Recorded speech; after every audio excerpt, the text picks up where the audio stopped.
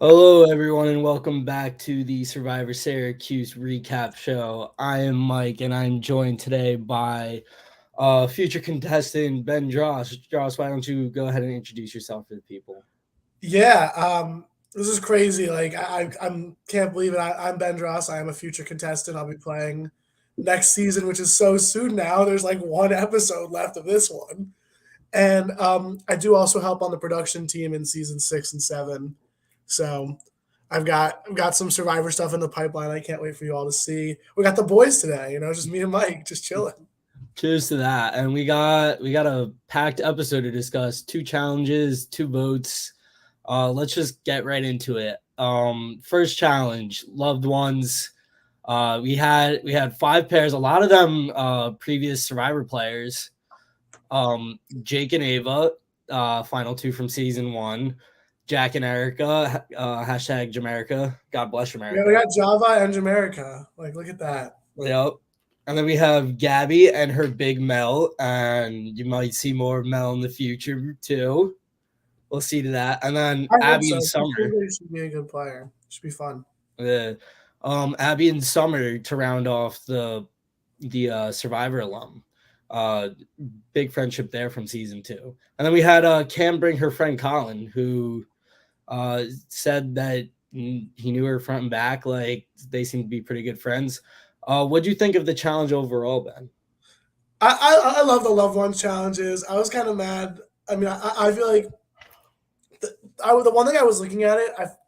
Maybe it was the way it was edited, but it looked like they weren't really checking answers. Like they asked them what their birthdays were, and all the loved ones were behind them. Like, yeah, that's my birthday. Like if it was me, I would have just said like, yeah, that's my birthday to whatever the answer they put up there was. But some other ones they seem to be checking a little bit more strict. And I did like with a returner season, they really leaned into the idea of bringing back old Survivor players and potentially a new one. And Mel is prominent in a lot of Survivor footage from all of the last 4 seasons. So um, good for her to get some screen time for once. And she's our organization's founder and Yeah, original co-creator. co-EP. So hats off to Mel. I love this challenge. I love the blindfold. I think like it's just craziness. I wonder what a passerby on campus thought when they saw just a bunch of people screaming at a bunch of blindfolded people. That's my favorite part about Survivor is the wacky challenges on main campus. I was playing when I play in the future. I once got asked if I was pledging because I was walking around campus holding a bottle of ranch dressing and wearing a ski helmet. So if you want to see that, stay tuned. Yeah, it's a time. And we see Jake Yeah, and Ava have a time. They crush this challenge. They get yeah. all their pieces. They get all their bags first of puzzle pieces. They solve it pretty fast. No Um, surprise there. Java once again. so Jake has immunity at final five, but he also has this extra idol that he just gets to play around with, and he decides at this vote to play it on Abby. What do you think? What like was that worth it for his game? Does that help him? So yes, and I'll tell you why. It's not because Abby was in any danger of going home. You'd have to be an idiot to vote out Abby at this point because she's by far playing the worst game. So whoever brings her to the end is a free win. But I think Jake knows that. I mean, Jake in the edit, and like, I don't think he'll say it in any of his vlogs. He's like going to be respectful of Abby because they're friends. But their alliance is very one sided. Like Jake does all the work and Abby is a number.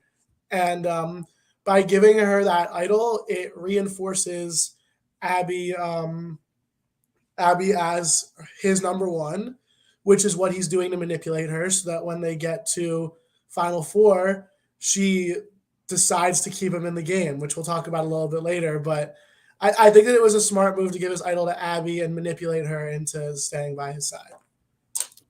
It's always fun to see like someone who has an idol like be safe at final five just to see what they do with it. Like I loved what Natalie Anderson did in San Juan del Sur at the final five. I won't spoil it, but it's pretty entertaining. I think you should go watch it. Like prime Survivor strategy there. A well played idol always makes for great TV. I stand by that. So Yeah. And I do think it clearly does like it solidifies Abby, it gets him that vote at the Final Four to send them to a tiebreaker, which we will get to. But I think it ultimately, like, it also increases his target too. It shows it it's something for his resume, but it's not like, oh, it's just a resume builder. Like it provides actual like reason and oomph to his game, I'd say. Yeah, and certainly like that's what's really important is like Jack was going home, like, and it wouldn't really make sense for Jake to save Jack. There's no real point in that for him because Jack also played a really good game. So at that point, you're safe. The person who's going home is who you want to go home. At that point, a lot of people will be like, you know what? Just throw up the idol. And I guess he could have done that. I could be giving him more credit. But I feel like using the idol to establish loyalty was the best thing he could have done with it in that situation. What do you think that Jack was the right vote this week? Like should they have gone for Cam instead? Or No, Gabby I don't. even? I don't understand why everyone's targeting Cam. I think Gabby's more dangerous. Like I like the two best players in the game at 5 were Jack and Jake. So the opportunity to get rid of one of them for the rest of them was smart. Um, but yeah, I mean, like from what I'm watching, like I don't see Cam beating Gabby 1-on-1. I don't see Cam beating Jake 1-on-1. So I feel like Jack had to be like the default right decision. True. I wonder for Jake if I mean he did get voted at Final Four, like they did vote for him to go to that tiebreaker. If Jack was around, would that have been the case necessarily? I guess, but like then maybe you're looking at Jack versus Jake in that tiebreaker, and then Abby and Jack are also close. So now you have like two people fighting over Abby. So it becomes difficult. I think that there are bigger mistakes. Like I think we could analyze this, but like I think that was what you're supposed to do there. Like I don't really think anyone can really be faulted for that. I mean, Jack said it himself. Like like that was kind of where it was. It was his time. I feel like you could provide an argument though to get Cam out because as we see in the episode, like she's the only hero left. And that very much adds to the overall story she's had this season so far. And now she's truly allyless without Mitch. So it's like if you don't take her out, can she make a run at the end? No, I don't think that she can. Like that's the thing. Like Cam without like Cam like yeah, she's got a cute story, but she's not a winner. I don't know. I just like I look at it and in my eyes, like I mean maybe like I mean like I think Abby is the worst. Like I think Abby would finish below her, but like I think that the only real reason you'd argue for Cam over those other people would be because she's got a better story. And for me, that's not enough to win. Like I would want to give it to the person who had the best game story or not. As a Survivor purist in me, I would feel on a returning season, the jury would be much more about the gameplay and less about the story. Like Jack himself said he wasn't really concerned with placements in past seasons. I think it's just a game's a game. So I don't know. I just don't see Cam as a winner, but I don't know. I could be wrong. Another thing that really drove, I feel like, this first vote and came into play with the Final Four vote was Jake also making a deal with Kim to save herself at Final Five, and he tried to use that to leverage at Final Four. But I think that kind of just for this episode could show that like Kim does have the chops. Like she is playing. She's like Yeah, no, don't get me she wrong. learned to play the game this season, and she might have been up in the back seat at the start, but I think that as she's gone on, like you really do learn just at the forefront of the moves. She's been a part of them, and she hasn't angered anyone because she like has she voted someone out really? She always seemed to be on the wrong side. Yeah, and I wouldn't count her out. I just think that, like, in my mind, if I'm ranking them in terms of who I would want to win the 4 left, I'd go Jake number 1 has the best, but that puts him in a tough spot for final 3. I think Gabby's played a better game than Cam, and then Cam and then Abby. But it's a final 2, so Cam could certainly win. I'm not saying that she hasn't done enough. I just think that there's a lot of really good people left. That might work in her favor. I mean, we don't know, but I certainly I don't mean to diminish her game, other than just like when you put it up against Jake and Gabby. I feel like I would rather get rid of those two over her. That would just be that's where I would go with it. Yeah, I see what you're saying. I'm also not like now. I'm wondering for Gabby's game because Gabby really wanted Jack out. Because like she last episode she wanted him out, didn't pull the move. This episode she was like, I regret that, and then she went for it with well she protected herself, but she still was in on the plan because she did throw that vote away to Cam. Mm. Was Jack necessarily the right move for Gabby?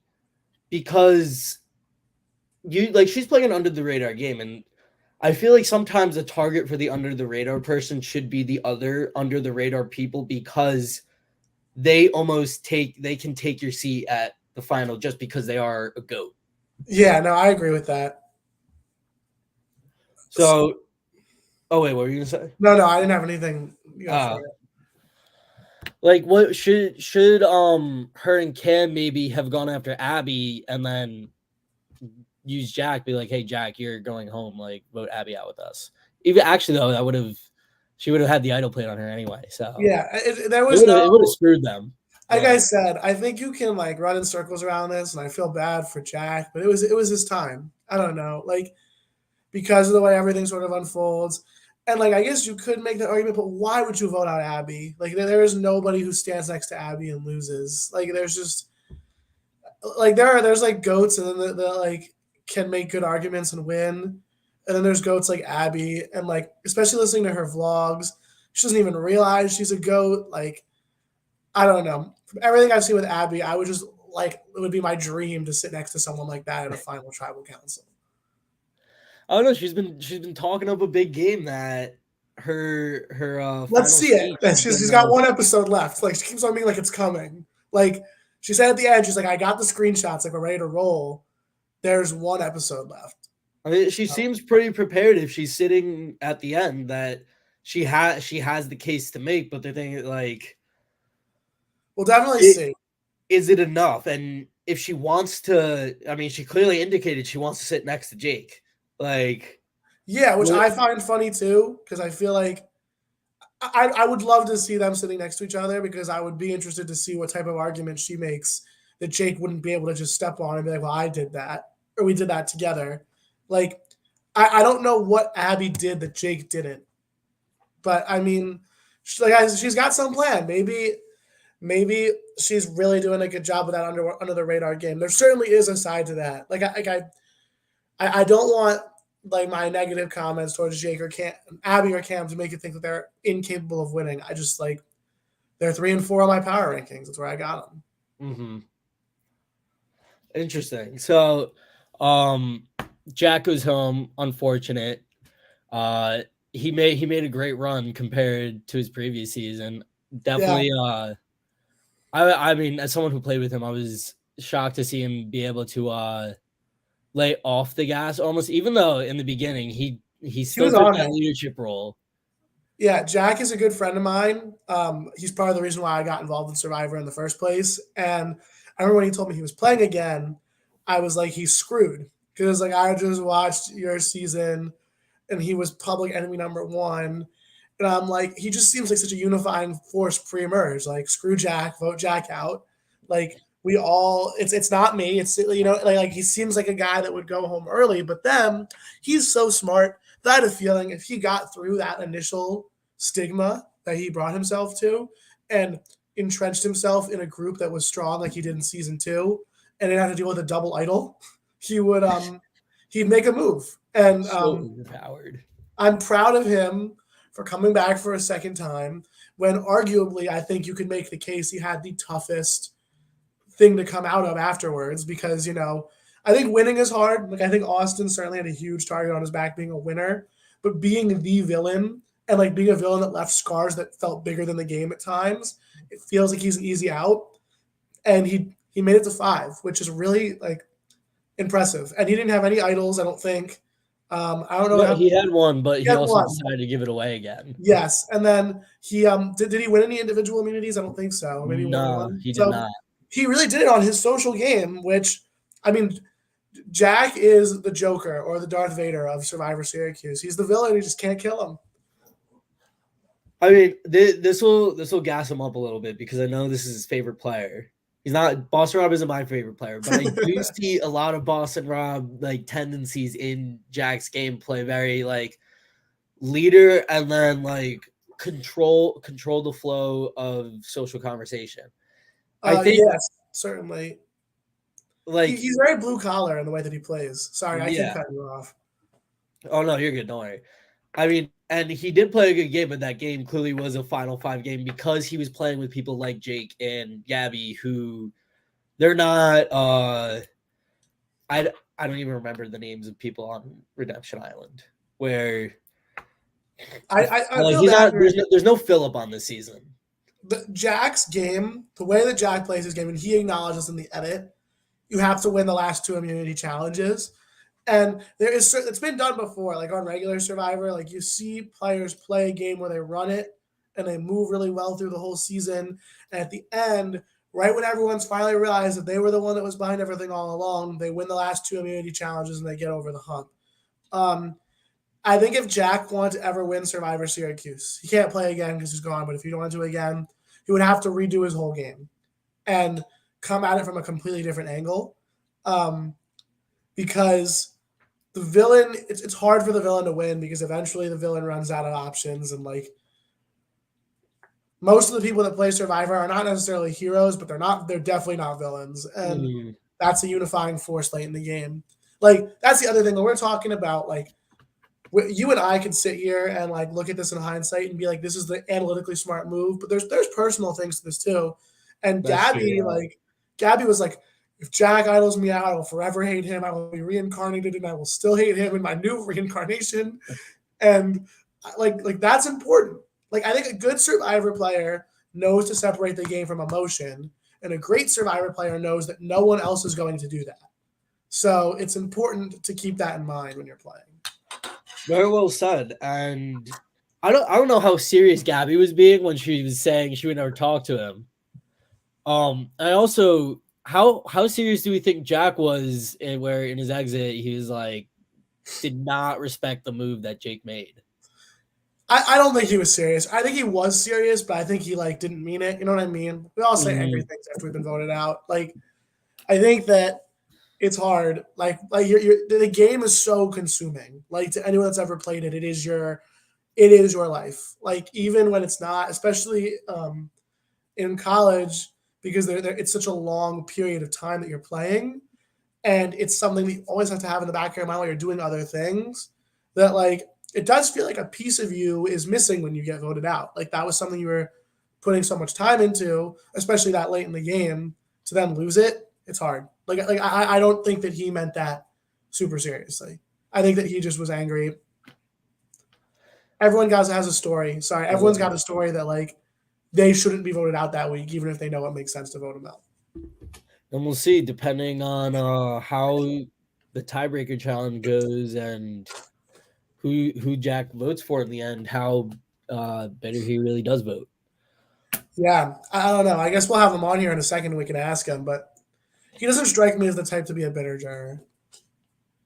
No, I feel like he does respect the game too much. I feel like none of these people really will be bitter. Yeah, like I feel like it's hard on a returning season to have a bitter jury. Especially because he's Jack and like he wouldn't want people to be bitter towards him. I don't know. A good villain would respect that they've been got. Yeah. And yeah, exactly the point you made. If that's what he would need to win his game, he would need people to not be bitter. So it's like, yeah, it's kind of easier to see like, oh, I'm more forgiving of people's like backstabbings because because you got two types of villains. You have the bitter villains that are just like villains because they're angry and they hate everyone, and then you have villains like Jack who are villains to win. And I think those type of villains don't become bitter jurors. I love the villains that just hate everyone though. They drive it. I mean, like Hannah Dolan, like shine. I don't think Hannah Dillon is necessarily a villain that hates everyone.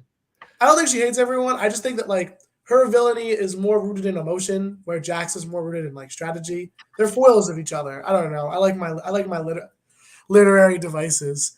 Um, although she's probably really angry that I just compared the two of them like that if she's watching. I don't know. I'll argue in Hannah's defense that I think she was much less emotional this season, and I think certainly. Oh no, she made one big mistake, and that was at Final Eight. Final Eight was the turning point of the season. If that vote went differently, we would be seeing a much different Final Four. And that's the great thing about Survivor is that one move can have a ripple effect that affects the whole game. And sometimes it isn't even a move that a person makes. Like one challenge falls a little bit differently, and one person doesn't go home because of it because they win immunity or their team wins immunity, and then who even knows? Like on season 3, Sabrina almost went out first, and she came in 4th. And I think that it's like, could you imagine if they vote Sabrina out first? She is even the head editor of the club. Like it goes bigger than like the show. So it's I love that about Survivor. And Cam is also like you want to talk about a good story. Like Cam is a great example of that. On one season, she's a first boot. On another season, she's fighting for her life in a tiebreaker at Final Four. And like I don't know, Survivor is a lot like poker, and I use this. You've heard me say this like a million times, but my analogy I love to use for Survivor is that you're not playing the cards, you're playing the people at the table, and I think it's so interesting. Like it doesn't really matter what the game is that's actually being played; it's about how you read the other people in the room. Yep, because each Survivor game it's different based on who you're playing with, and there's no rules. There's no rules on how to play. And that's why I get so mad when people complain about fairness in Survivor, because it's really not a game about the challenges. The challenges are there to move it forward. It's the interactions between the people that really make the game. Yeah, immunity is great because like it is guaranteed safety. It's the only way you know you're not going home, but it's not. It's only 1/3, if that, of the game technically. Mm-hmm. If you count social, you strategic, can't win. Physical, like it's you can't win out. Like exactly. no one could go on Survivor, like just like super trained in challenges with the goal of not doing any social talking and just winning all 11 challenges in the like that's what I love about the game of Survivor is that all of the obstacles, all of the challenges, all of the rewards, they are tools. But the real thing that's being tested is how you interact with other people. Yep. All right, so let's move on now. Jack's gone, and we get the mini golf Final Four challenge. That was fun to see. I would have killed for a mini golf challenge. I guess that's a spoiler. There's no mini golf in season 5. It's funny. My first thought was like, "Oh, did they have to like pay for this challenge?" Because I would be like, I don't have the funds for this, but I love mini golf. Immunity. I was a little. I wonder if the scores they were playing pretty well because they got to 9 and like they had scores in the 20s, which means they were averaging less than 3 strokes a hole. So I don't know. The video made it look like they were struggling on some of those holes, but I guess not. I guess they were moving pretty well. Mini golf. It was a creative idea. I didn't even know there was an outdoor mini golf course in Syracuse. I got 2 weeks left here. Might have to hit that up. I'd have to get some of my friends to go play some mini golf. Yeah, I love all the like really fun challenges this season. The ice skating one, the mini golf one, like they've been really consistent. I love them. But interesting situation. Like Abby wins off a hole in one, and it's also like. We don't see the actual Moonlight situation, but there was a Moonlight situation where they said like, "Oh, Cam did actually not win immunity. Abby won it." I was pretty impressive. I felt it coming like watching the shot. Like, ooh, that looks like it's gonna be a hole in one. So it was fun to watch. Here's the thing that's kind of crazy to me. I don't know if I heard this right, but it sounded like I'm sorry because I'm just slandering Abby, but it sounded like she wasn't gonna say anything about this. Like she was just gonna let Cam win, and like Jake had to encourage her to speak up and be like, do a recount. But I'm glad that it did get resolved. I'm glad the right person won. But come on, how are you not like this Final Four? We've been doing this for 2 or 3 months. How are you not like fighting for that? Crazy. I don't know, but it's Abby's second or third immunity win, I think. I don't know. I want to say second. Yes, it is. It's definitely second.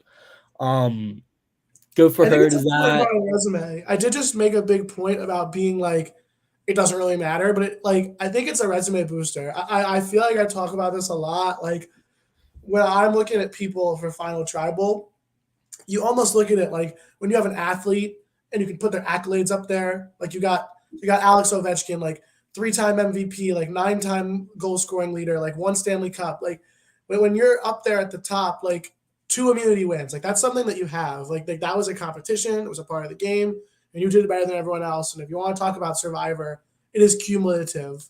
So you outplayed if you got two, and the other person doesn't have two. So it's important on top of the immunity. Yeah, and I think it provides an interesting dynamic for the final four vote that Abby was the one that won immunity because It leaves everyone uh else open. Yeah. now it's like it's really on Jake. Like if I'm Jake in this situation, I almost turn on Abby at final four. It's what I felt I should have done to Addie. I Well, should have here's I should have gotten the vote onto Addie instead of Austin to do the yeah. tiebreaker. 2v2 always blows my mind, like a 2-2 tie, because that means like you have two people, not the two people that are tied. The other two, they have decided they like that other person so much that they are willing to do this for them. Whereas if they would go and make it 3-1, that's their move. Like if Abby votes for Jake, that's huge for her game. Like if Abby votes for Jake, I think that makes her a threat. Like truthfully do. Like if she votes for Jake, then she can get up there in front of the jury and be like, "You idiots! You thought I was a dumbass. Like I wasn't doing anything. And I pulled the rug out from Jake under him at the last second. He did all the work for me. I never was in trouble. That's my game." And then even on the other side, if you're Gabby, like you could do the same thing. You could be like, Cam's gone, and now if Jake, as long as Jake doesn't win immunity, I can get in Abby's ear and get Jake out. I don't understand the tie. I really don't. I feel like both Gabby and Abby had reasons to flip, regardless of who the people that were being targeted were.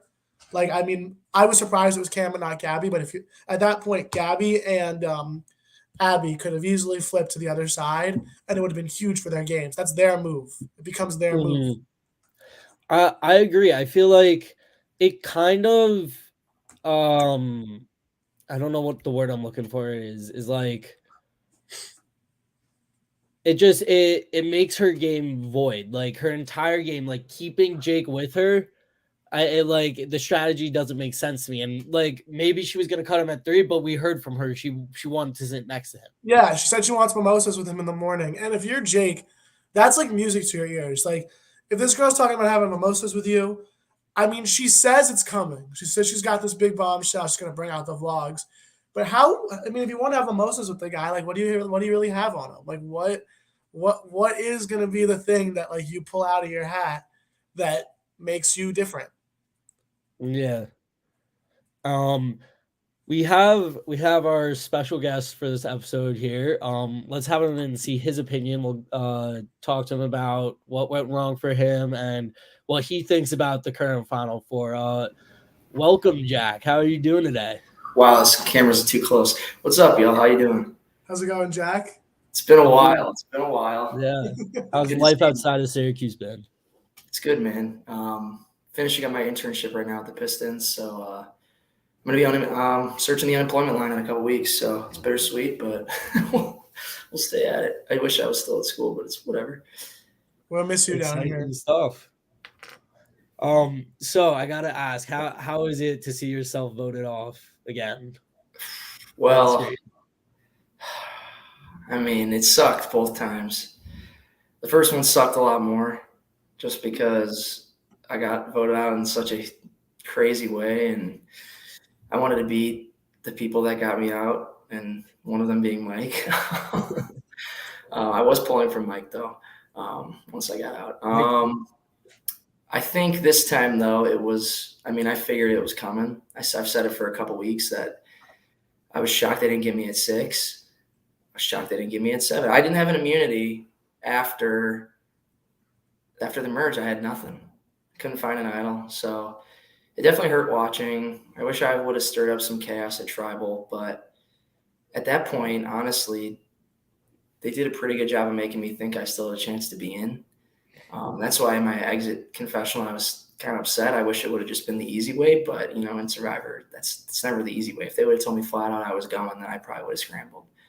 I think the other thing is that I knew Jake and Abby were close. I didn't realize they were that close, and I did not realize Abby was that situated on Jake. So that was poor judgment on my part, but it was all right though. It was all right. It wasn't as sad this time. Mm-hmm. Do you think you had a right move to make to get out of the situation you were in? Do you think like you could have pitched a person to someone like with Jake being immune still?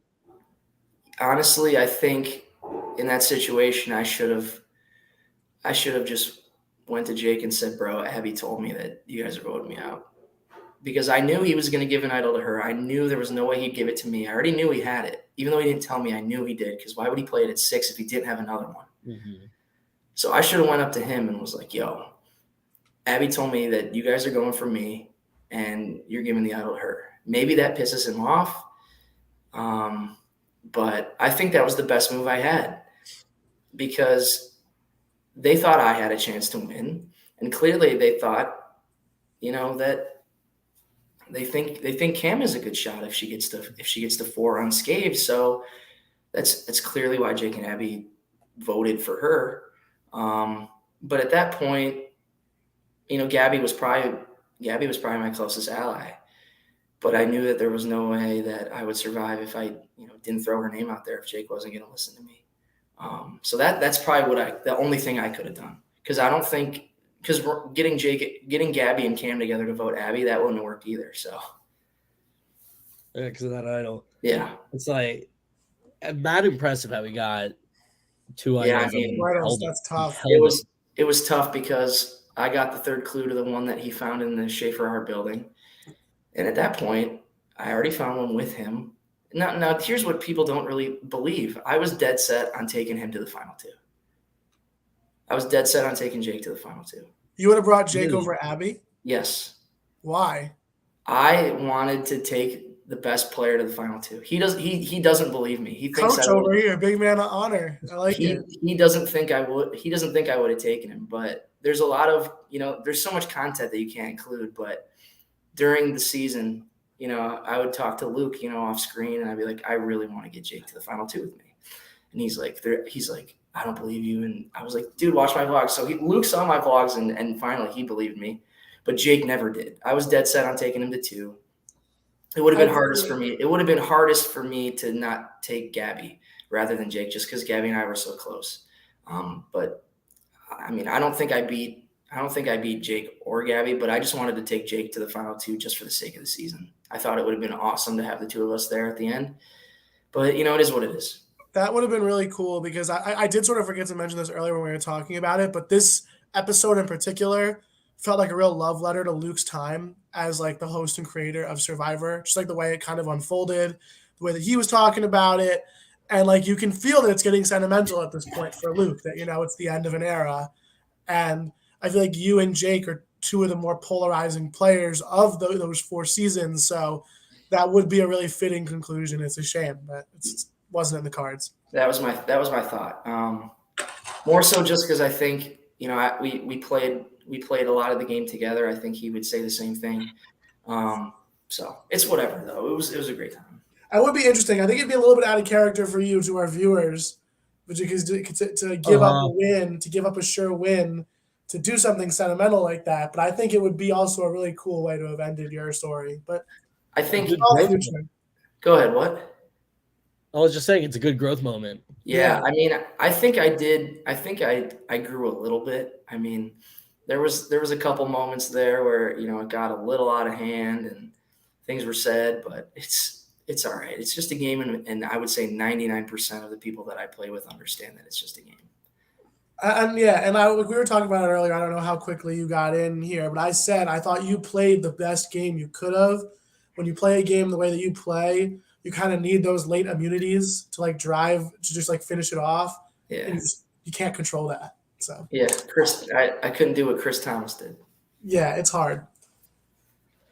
I have another question. How badly do you think you would have lost to Jake? Because you mentioned that you think you would have lost to Jake and Gabby. What do you think the split would have been? I think I probably would have got 2, maybe 2 votes. Who'd those be? Hannah. I think Hannah would have given me her vote. Really? I can almost guarantee Hannah would have given me her vote. I think I would have gotten at least one more from Austin, maybe Kat, but Jake played such a good game, and Jake is a really good talker, and he would have done everything I wouldn't have done preparing for a tribal council speech. I mean, keep in mind, Jake is 0-1 in final tribal councils. So yeah, here's the thing. That's the risk. If I take him back after getting there one time, he doesn't lose. But I just wanted to sit there with him out of respect for the game. I don't think I beat Gabby either. I think there was a lot that went on behind the scenes where she could have said as much as I could have. I think Cam could have had a decent shot to beat me. I think the only person I would have beat running away would be Abby. I think I would beat Cam, but it would be close. Interesting. Yeah. Dross, do you have any more questions? No, not really. It's good to see his face again. It's been a while, Jack. How you doing? Dross was one of my first friends I met at Syracuse. Yeah, I met Jack like the second or third day here. So it's a little wholesome full circle moment that I get to share my last moment on screen. Yeah. When I found out that you were asking me to do it this week, Mike, and I saw it was Jack that was the one that was getting eliminated, I'm like, this is good. I was picturing this little moment here. It makes me happy. I will say, though. Sabrina for reminding me. Huh?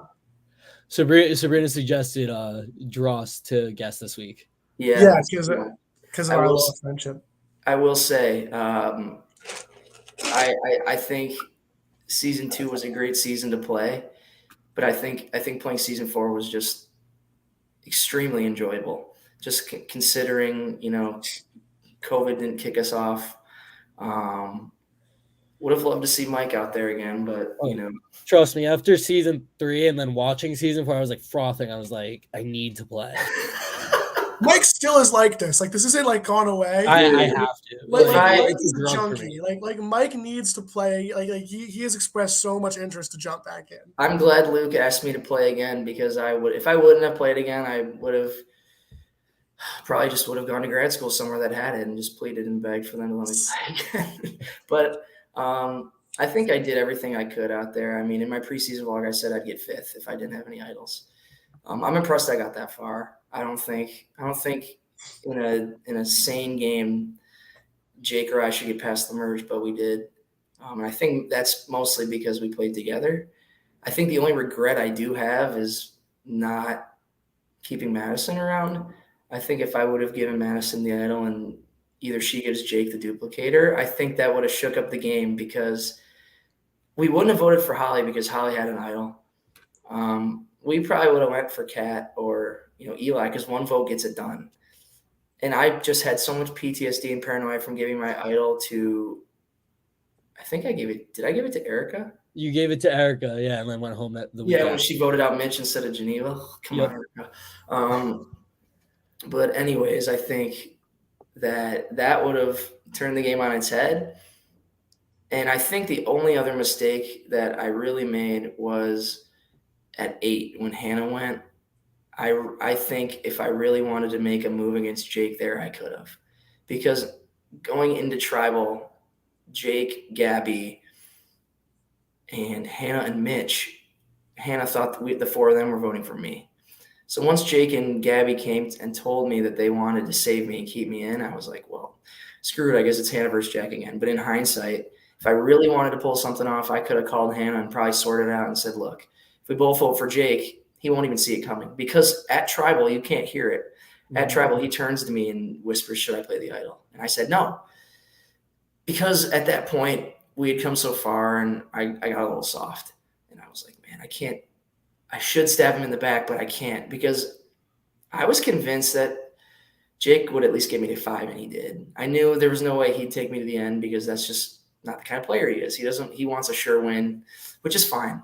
But I would say that's the only thing that would keep me up at night other than not finding the idol with Kat, we thought there was just a bunch of trash. So that's what it's whatever.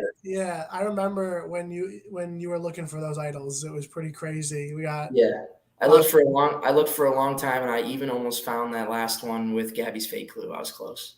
It was Do fun we know watching. if that was actually hidden? Like, What? was it hidden? Because there Yes. weren't 3 idols in the game. It was hidden. Because there was only 2, because Jake played his idol at 6, and then I think it was put in. There was actually was it at the eye center? no, it was in an alley. It was like in an alley behind Marshall Street Mall.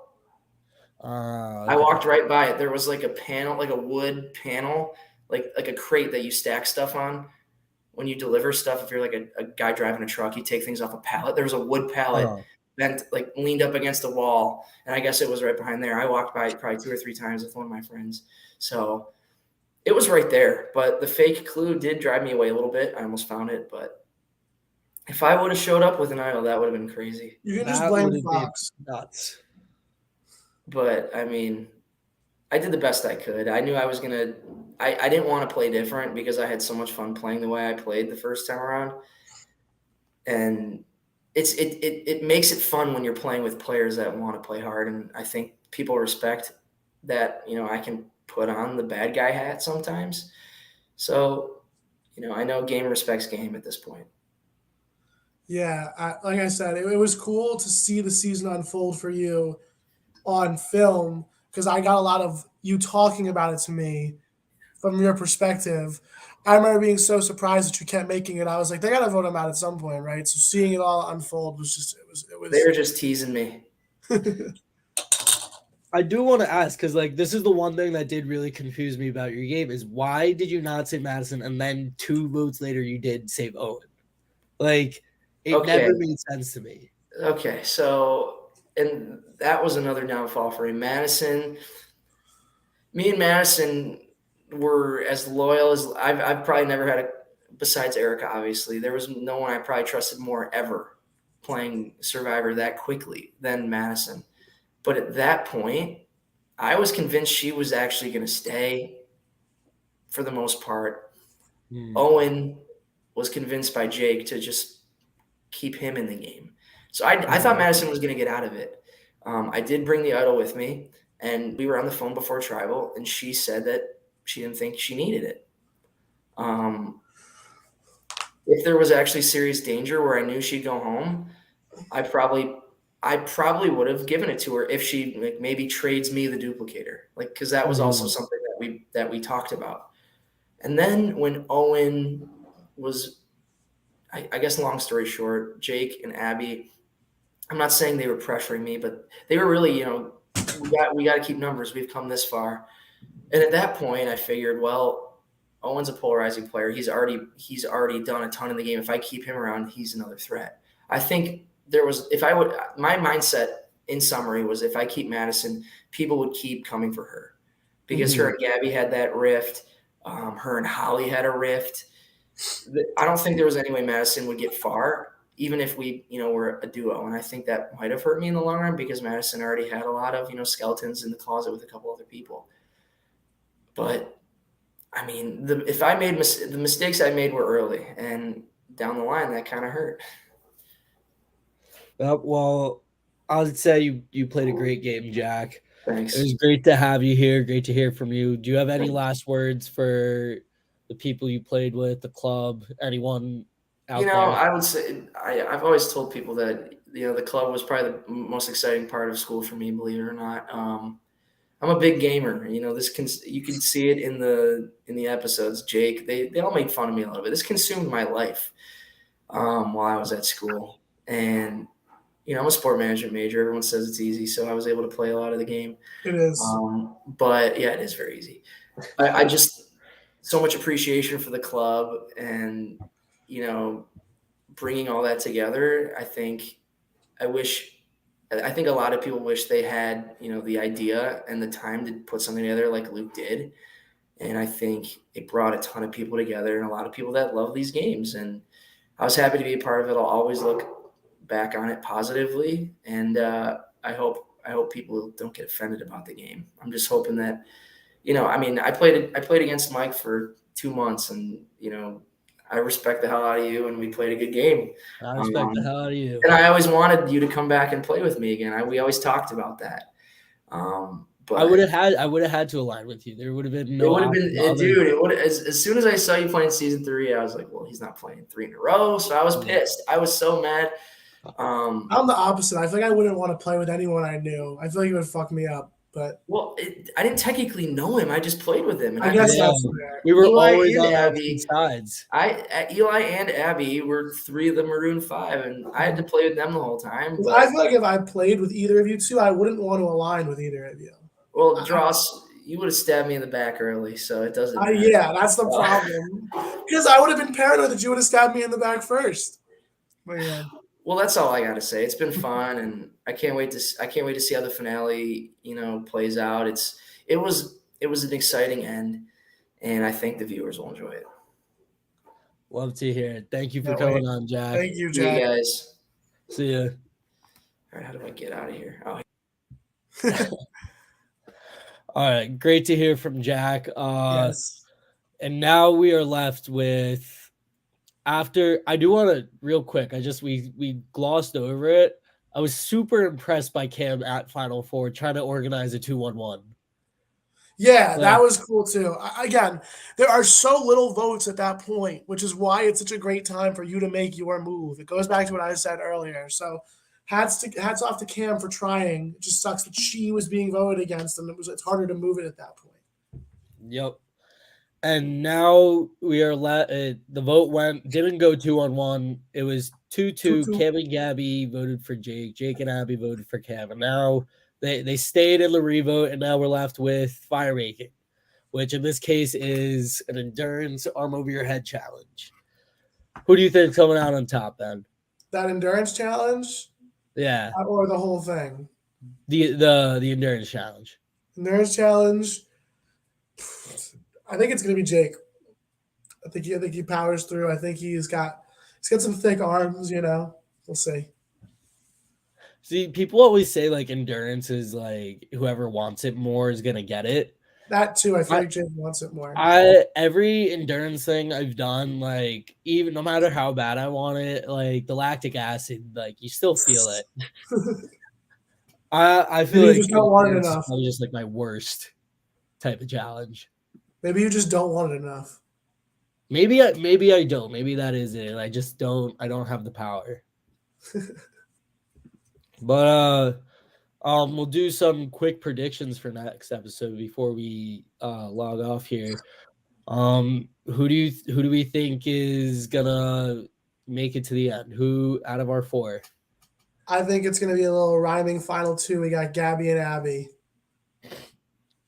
I think that would be interesting because they did both play under the radar. I do think Gabby has a much stronger case.